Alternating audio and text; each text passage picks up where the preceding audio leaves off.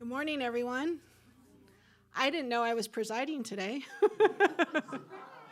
I did the first service, and there was no one on the presiders list, and here I am presiding. So, yay! So I'm just going to kind of share a story that I shared with the first service about what happened the other day. I was driving to work 8 a.m. on a Saturday morning, and I got a text from one of my clients who's usually in my 8 a.m. class saying that she could not come to class because her son was in an incident at school that landed him in the hospital. And it was a very violent incident, actually. And I was in shock. Like, how can this kind of situation happen at school, at our public school, at our school here in our neighborhood? How could something like that happen to her son, who is so sweet, gentle, and kind? And as I struggle for words on what to say to her, I had to go into treatment within myself to recognize that God is in every situation. And it was hard. I want to tell you, I struggled. I wanted to think about that boy that attacked my student and just, I hope he's in jail, But then I had to go to that grace. I had to go to that peace. I had to recognize that God is in both sides of this situation.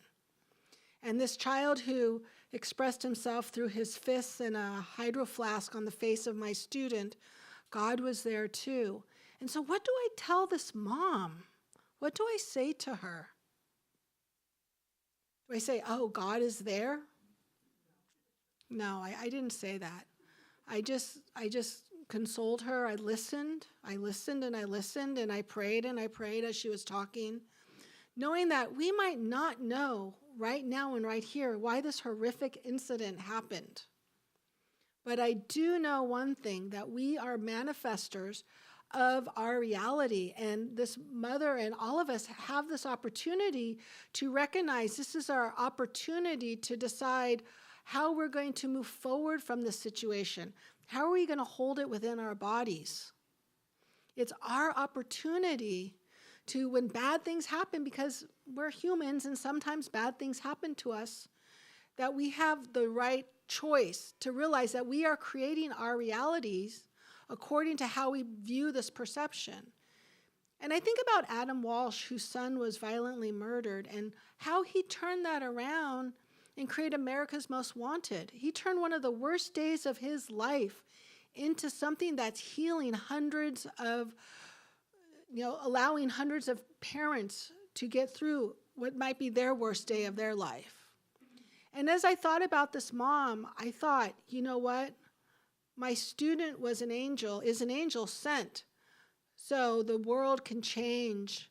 And he suffered so other children don't have to. And I might not see right here and this moment that the good in it, but I need to see the God in it, and knowing that down the road that maybe hundreds of children won't have to deal with the same situation that he did, because he was the person who got to be the angel to support. So we're sending love and light to the mother and to the son, and even to the family of that child who did the abuse, because there's God in that side too. And what's the most important thing is us to remember, is Ernest says, is that we are always causing something to be created for us, and that whatever cause we have set in motion must produce some sort of effect. So we are knowing that this situation is setting a cause in effect that will make humanity and our life here as this human form much more divinely guided. And so I invite you all, if something happened in your life that feels so good, a little, unsettling, where's God in that situation? How can we add that gentle cosmicness to that situation, even if it feels a bit yucky or, wow, why did that happen? So I invite each and every one of you as you go out today, look for God in everything, whether it's a car accident, the homeless person on the corner, and just know and put that gentle cosmicness, our oneness on each and every situation. And so it is.